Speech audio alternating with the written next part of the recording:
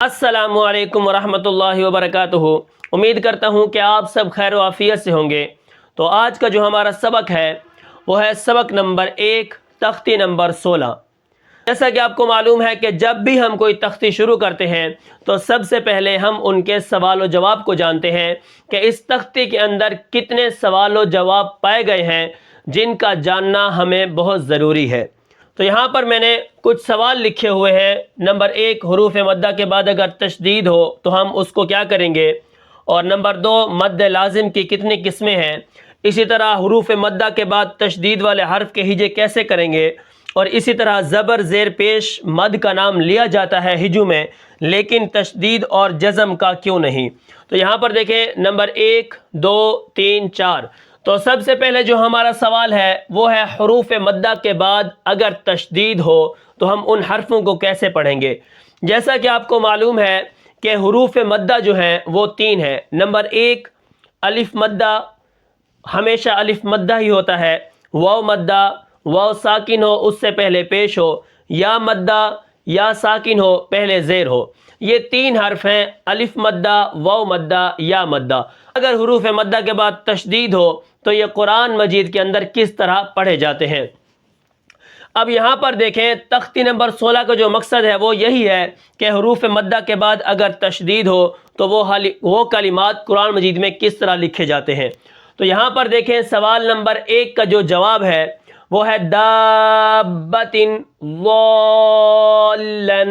اب یہاں پر دیکھیں دال الف زبر مد، دال الف زبر مد۔ اب یہاں پر دیکھیں مد کھڑی ہے اور آگے با کے اوپر شد ہے، یہ حروف مدہ ہو گیا، آگے تشدید آ گئی تو یہاں پر کیا ہوگی، مد ہوگی، اور 3 الف 4 الف 5 الف 6 الف ہم اس کو خوب لمبا کر کے پڑھیں گے اور اس کو مد لازم کہتے ہیں۔ وَمَا مِن دَابَّةٍ وَلَا الضَّالِّينَ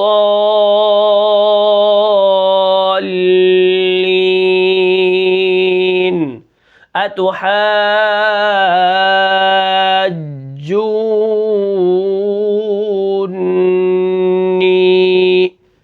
اس طرح کی جو مدیں ہوتی ہیں وہ یقیناً حروف مدہ کے بعد اگر تشدید ہو تو وہ اس طرح پڑھی جاتی ہیں، جیسے ضالن، دابۃ، حاجک، اور اسی طرح الف لام میم۔ ٹھیک ہے، تو یہاں پر سوال نمبر 1، حروف مدہ کے بعد اگر تشدید ہو تو وہ کلمات قرآن مجید کے اندر کس طرح نظر آتے ہیں۔ اب یہاں پر دیکھیں حاجو، ٹھیک ہے، اتحاجون، یہ واو، جیم واو پہ جور، آگے نون کے اوپر تشدید ہے تو یہ اتحاجونی۔ تو انشاءاللہ یہ جو چیزیں ہیں اس کی جب ہم مشق کریں گے تو وہاں پر میں آپ کو بتا دوں گا۔ اچھا، اب یہاں پر دیکھیں تو ہمارا سوال نمبر 1، حروف مدہ کے بعد اگر تشدید ہو تو وہ کلمات قرآن مجید کے اندر کس طرح نظر آئیں گے۔ یہاں پر دیکھیں دال الف زبر دا، آگے با کے اوپر تشدید ہے، دال الف زبر مد با، دابا زبر با، دابا۔ تو یہاں پر دیکھیں دابۃ ضالن حاجک الف لام میم۔ تو قرآن مجید کے اندر اگر حروف مدہ کے بعد تشدید ہو تو وہ حروف اس طرح نظر آتے ہیں، مد کے بعد شد ہوتی ہے یعنی تشدید ہوتی ہے۔ ٹھیک ہے، اس کے بعد جو ہمارا سوال نمبر 2 ہے مد لازم کی قسمیں۔ اب یہاں پر دیکھیں جب حروف مدہ کے بعد تشدید آئے گی تو وہاں پر مد لازم ہو جائے گی، اس کو ہم نے ضرور کرنا ہے، اور اگر ہم اس کو چھوڑ دیں گے تو ہم کیا کریں گے، اس کلمے کو بھی دابدن، دابدن، تو یہ تشدید ادا نہیں ہوتی، تو یہ بہت بڑی غلطی ہے۔ ٹھیک ہے، اب یہاں پر صرف میں آپ کو یہ بتانے والا ہوں کہ مد لازم کی جو قسمیں ہیں وہ اصل میں تو 4 قسمیں ہیں، ٹھیک ہے، لیکن یہاں پر جو ہمارے سبق کا مقصد ہے وہ اس میں صرف 2 آتی ہیں۔ نمبر 1، کلمی مثقل، یعنی کلمے کے اندر آئے اور وہ جو تشدید والی ہو۔ اسی طرح جو حرفی، جو قرآن مجید کے اندر حروف مقطعات ہیں، الف لام میم طاسیم میم، جو لوح قرآنی ہے، جب ہم اس کے اندر مد کرتے ہیں تو وہاں پر حرفی مثقل ہے، ٹھیک ہے، لام میم کے ساتھ مل رہا ہے، اور اسی طرح حاجہ کا ہا الف زبر مد، ہا جیم زبر جا، ٹھیک ہے۔ یہاں پر دیکھیں الف مدہ کے بعد کیا ہے جیم کے اوپر تشدید ہے۔ تو یہاں پر آپ کو سمجھ آ گئی کلمی مثقل اور حرفی مثقل، ٹھیک ہے۔ اب یہاں پر کیا ہے مد لازم کی قسمیں میں نے آپ کو بتائی ہیں۔ نمبر 1 کون سی ہے؟ کلمی مثقل، ٹھیک ہے۔ مثقل کا مطلب ہوتا ہے تشدید والی، ٹھیک ہے، جو کلمے کے اندر ہے۔ اب یہاں پر حرفی مثقل ہے، مثقل کا مطلب وہی تشدید والا ہو گیا، لیکن یہ حرف کے اندر ہے، جو حروف مقطعات ہوتے ہیں یہ کلمے کے اندر آ گئی، حاجک اور الف لام میم، ٹھیک ہے۔ اب یہاں پر دیکھیں مد لازم کی میں نے آپ کو قسمیں 2 بتائی ہیں، اور اسی طرح ایک کلمی مخفف ہے اور دوسری حرفی مخفف ہے، جس کے اندر کیا ہے سکون ہوتا ہے۔ یہاں پر سکون ہے شد کے ساتھ ہے، لیکن دوسرا جزم والا سکون ہوتا ہے، ٹھیک ہے۔ تو انشاءاللہ جب ہم اس تختی کو پڑھیں گے یا تجوید کا کورس کریں گے تو اس کے اندر ہم ان کو پڑھ لیں گے۔ اچھا، اس کے بعد جو ہمارا سوال نمبر 3 ہے، اب اس کے بعد جو ہمارا سوال نمبر 3 ہے وہ ہے حروف مدہ کے بعد تشدید والے حرف کے ہجے کیسے کریں گے، ٹھیک ہے۔ اب یہاں پر دیکھیں سوال نمبر جو 3 کا جواب ہے، میں نے دابتن اور ضالن یہاں پر میں نے لکھا ہوا ہے، تو یہاں پر میں ابھی آپ کو بتا دیتا ہوں کہ اس کے ہجے کس طرح کرنے ہیں، ٹھیک ہے۔ اور سب سے پہلے ہم کیا کریں گے، یہ جو ہے نا اس کا نام لیں گے، دال الف زبر مد با، ٹھیک ہے۔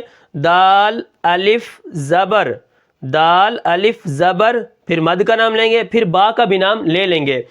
دال الف زبر مد با، با زبر با، دابا، تا دو زیر تن، دابتن، ٹھیک ہے۔ اس کے بعد کیا ہے، ضاد الف زبر مد ضا، ضاد الف زبر مد لام، ضالم، دو زبر لن، ضالن، ٹھیک ہے۔ اس طرح ولضالین۔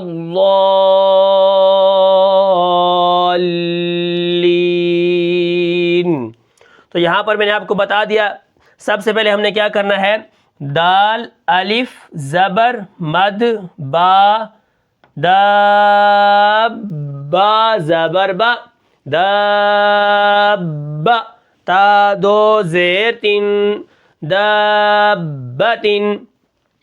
تو ابھی میں صرف آپ کو یہ بتا رہا ہوں کہ حروف مدہ کے بعد تشدید والے حرف کے ہجے کیسے کریں گے، اور یہ سوال و جواب ہے، اور انشاءاللہ جب ہم اس تختی کی مشق کریں گے تو وہاں پر آپ کو بہت کچھ سیکھنے کو ملے گا، ٹھیک ہے۔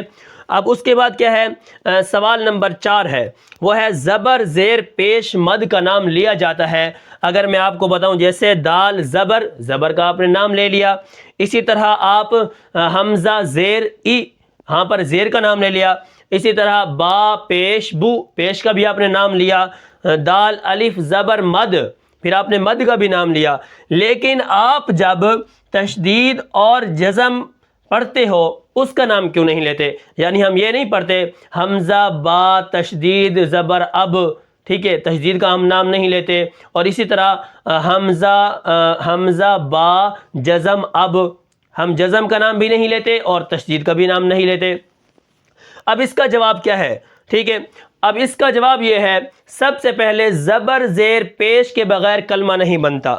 اگر آپ زبر زیر پیش کا نام نہیں لیں گے، جیسے احدا کے اگر ہم ہجے کریں تو یہاں پر میں صرف زبروں کے نام نہ لوں، جیسے حمزہ ہا دا، حمزہ ہا دال، ٹھیک ہے، یہاں پر میں حمزہ زبر آ، جب تک زبر کا نام نہیں لوں گا تو یہ کلمہ نہیں بنے گا، ٹھیک ہے۔ زبر زیر پیش کا اگر نام ہم نہیں لیں گے تو کلمے بھی نہیں بنیں گے۔ اچھا، اس کے بعد جو ہے زبر زیر پیش اور مد کا ہم نام، ٹھیک ہے، مد کے بغیر حرف نہیں رہتا۔ اگر مثال طور قالا، قالو، اب یہاں پر اگر قالا کے بیچ میں جو الف مدہ ہے اگر اس کو نہ ادا کیجیے، قالا قالا خیرن خیرن، تو یہاں پر دیکھیں اس کی جو اصل جو چیز ہے نا وہ ختم ہو جائے گی، حرف کا جو معیار ہے وہ ختم ہو جائے گا، اور اس کے وہ حرف ہی نہیں رہے گا، ٹھیک ہے، الف نہیں رہے گا، قالا قالا قالا، یہ الف مدہ، یہ جو ہے نا اس کے اندر مد اصلی ہے۔